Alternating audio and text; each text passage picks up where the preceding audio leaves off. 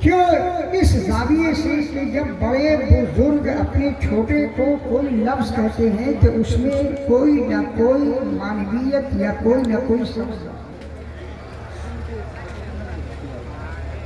सुन लो आज हजरत क़िबला बाबू हुजूर के मुरीदों और अकीदत मंदों और उनके दस्ते करामत से वाबस्ता कि तुम अपने पीर मुर्शिद को तुम भी बाबू हुजूर कहते हो, हम भी बाबू हुजूर कहते हैं, सारे उलमा बाबू हुजूर कहते हैं, पूरी जमात इनको बाबू हुजूर कहते हैं।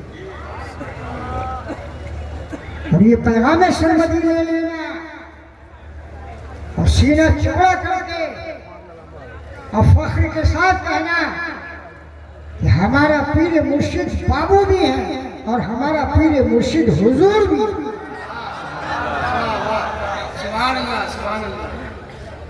मैं फोन करने लगा, हमारे ये मिसवाई साथी जानते हैं कि मंतिक और फलसफा की मैंने वो किताबें पढ़ी हैं जो आज के उलमा पढ़ना तो दूर के बाद देखा भी नहीं हो। ये बाबू हुजूर क्या है तो इस नतीजे पर पहुंचा कि सैयदी सरकार फिदा अली अब्दुल करीम ने इनको अपना बाबू बनाया और जब उन्होंने उनको अपना बाबू बना दिया तो मुजद्दिद आज़म आलम हजरत सैयदना शेख अहमद सरहंदी ने इनको अपना बाबू बना दिया। और जब उन्होंने उनको अपना बाबू बना लिया तो बगदाद के आका सैयदना गौसुल आज़म शेख अब्दुल कादिर जिलानी पिराने पीर दस्तगीर रोशन ज़मीर ने उनको बाबू बना लिया। और जब उन्होंने उनको बाबू बना लिया तो जिनके हम और सब सारे हिंदुस्तानी पाकिस्तानी बांग्लादेशी नेपाली श्रीलंका के रहने वाले अहले इस्लाम जिनकी रूहानी औलाद है सैयदना ख्वाजा गरीब नवाज रज़ी अल्लाह ताला अन्हु ने उनको बाबू बना लिया। और जब उन्होंने उनको बाबू बना लिया तो सिलसिले नक्शबंदिया के तमाम मशाइख ने उनको बाबू बना लिया। तो इनके बुजुर्गों ने इनको बाबू बनाया तो ये जो बुजुर्गों के बाबू हैं और जब बुजुर्गों के बाबू हो गए तो हमारे औलाद के हुजूर हैं, हमारे औलाद के।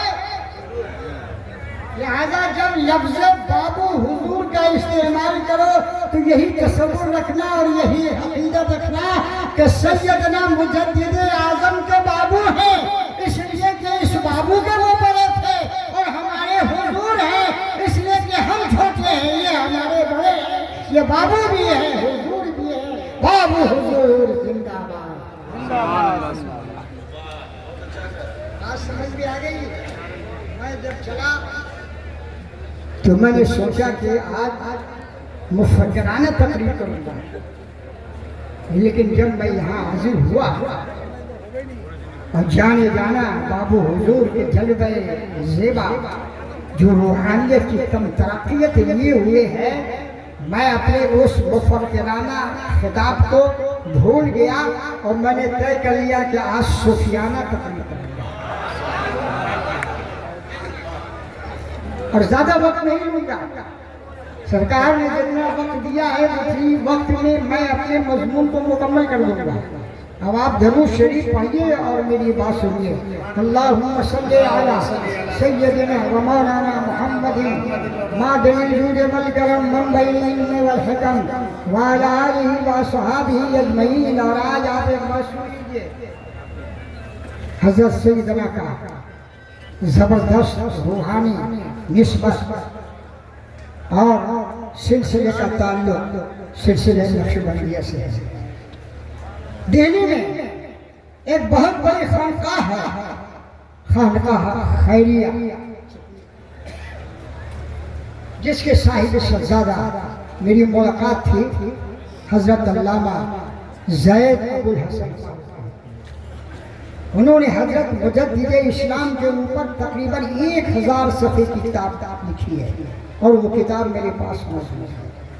तो उनके मुरीदों को और उनके चाहने वालों को जब किसी ऐसे खतीब की जरूरत होती कि जो हजरत शेख हजरत मुजद्दिद के ऊपर खिताब करें, तो आपकी दुआ से दिल्ली और दिल्ली के मज़ाफ़ात में मुझे बुलाया।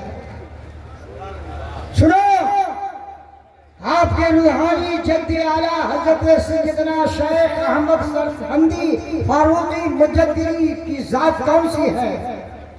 नायब मुफ्ती आज़म हिंद हजरत अल्लामा मुफ्ती शरीफुल हक साहब अमजदी फरमाया करते थे कि हिंदुस्तान के मुसलमानों के ऊपर सबसे बड़ा एहसान अजीम जिस जात का है वो हजरत सैयदना मुजद्दिदी अलैहिस्सलाम। अगर सैयदना मुजद्दिदी अलैहिस्सलाम नहीं होते,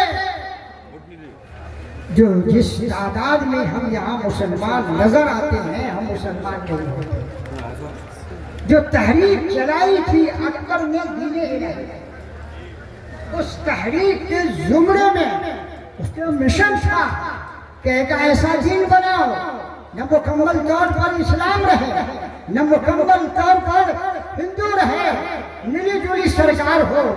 तो उसके मुकाबले में बादशाही वक्त के मुकाबले में अगर कोई सीना सफर होकर इस्लाम की हिफाजत के लिए, इस्लाम की सरबलंदी के लिए, ईमान और अक़ीदे के तहफ़्फ़ुज़ के लिए, सिलसिले के वक़ार को कायम दायम रखने के लिए दिल्ली की सरज़मीन पर अगर कोई ज़ात रूनुमा हुई तो सरहद की सरज़मीन से हज़रत सैयदना शेख मुजद्दिदी अलैहिस्सलाम। और ये भी फरमाया करते थे, सुनिए गौर से, हर बात हर जगह हमेशा नहीं मिलेगी। ये भी फरमाया करते थे कि हजरत मुजद्दिद इस्लाम का हिंदुस्तान के मुसलमानों पर यह है कि उन्होंने यहाँ के मुसलमानों को बहैसियत मुसलमान जिंदा रखा। मुल्ला दो प्याजा